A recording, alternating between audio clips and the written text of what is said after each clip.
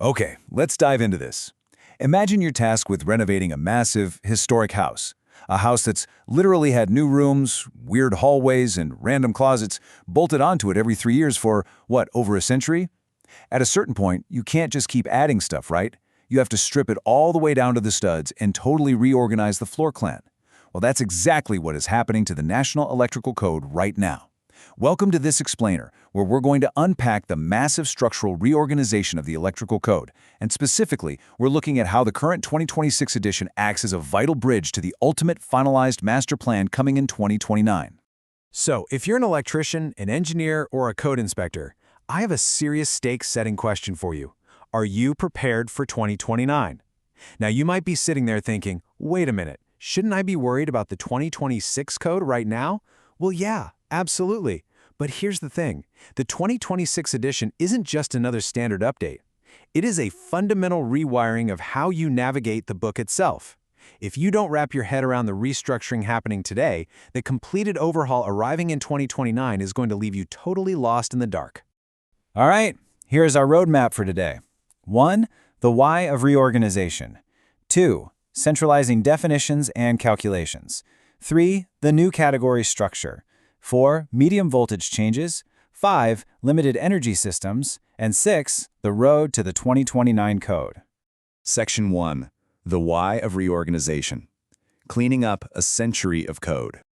So, this massive cleanup, it's not happening overnight. It's actually a 3-cycle transition. The initial seeds were kind of planted back in the 2023 edition with a handful of new articles. But right now, we are right in the middle of the 2026 cycle, which is the major restructuring phase. It's the heavy lifting, if you will. You can think of it as the vital bridge, the true preparation phase, getting us ready for that final, completely clean 2029 format. Let's move to Section 2 and see how this builds. Centralizing definitions and calculations. Building a better foundation. Now, what's really interesting about this is how moving these overarching rules drastically improves your day-to-day usability.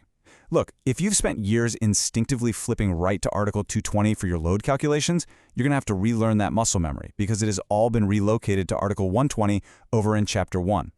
Same thing with energy management systems. They've moved from Article 750 up to Article 130.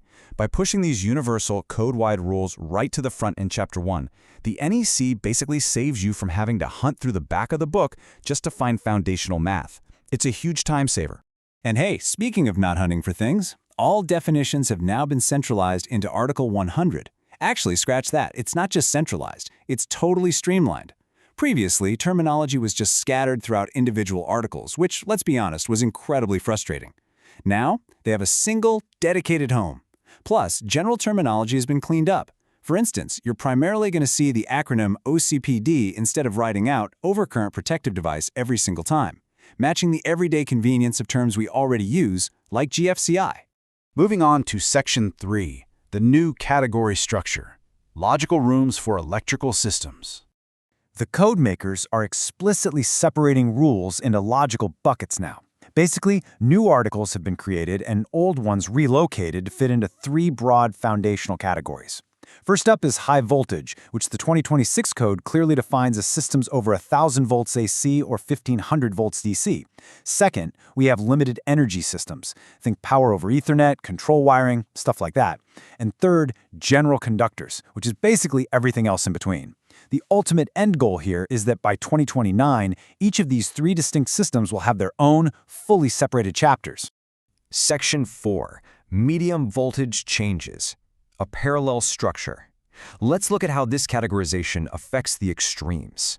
In previous editions, Article 235 was completely overloaded. It was trying to handle all the branch circuits, all the feeders, and all the services for medium voltage all by itself. Well, in 2026, Article 235 has been entirely deleted. Gone. But the information didn't vanish. It was logically redistributed into the 265 through 270 series. So now, branch circuits get their own article, feeders get their own, services get their own. It creates this really clear parallel structure that mirrors how lower voltage systems are already organized. It is so much cleaner. Section 5. Limited energy systems. Unifying the other extreme. So the crucial point here is that Chapter 8 has basically lost its independence. Historically, Chapter 8 kind of existed on its own little island, right? It just did its own thing. Well, no more. Codemaking Panel 1 has integrated its content right into Chapter 7. Articles 720 through 760 now house all the primary installation requirements for limited energy systems under one unified roof. This is just a massive, massive step toward overall consistency. Finally, Section 6, the road to the 2029 code, looking at the blueprint. And this brilliantly illustrates that the future is absolutely not a mystery. The 2026 code includes a brand new section called Informative Annex L. This acts as a literal roadmap, explicitly written right into the code, showing a cross-reference of corresponding article numbers between 2023, 2026, and the future 2029 editions. Basically, guys, they are giving you the answers to the test 3 full years in advance. When we look at this proposed restructure blueprint, we really see the true end goal. You can see how Chapter 2 is going to be exclusively for systems 1,000 volts and below. Chapter 3 will be strictly for systems over 1,000 volts. And Chapter 4? That becomes dedicated entirely to limited energy systems. It's a code that is entirely logical, highly streamlined, and honestly, much better aligned with international standards. Which brings us to the bottom line. Look, it's very easy to grumble about having to learn a bunch of new article numbers. I get it. But the reality is, this entire structural reorganization is designed to make your life easier in the long run. So don't fight the reorganization. Embracing these 2026 structural changes right now is exactly how you build the essential muscle memory required to navigate the completed blueprint of tomorrow. So, I'll leave you with this final thought. How are you going to adapt your workflow today? Are you still going to instinctively reach for the old chapters, or will you use your very next project as a training ground for this new layout? The code is evolving. It's getting smarter and way more efficient. By mastering this bridge phase today, you ensure that when 2029 rolls around, you won't just be up to code. You'll be way ahead of the curve. Keep learning, keep adapting, and take this new structural logic straight into your next electrical project.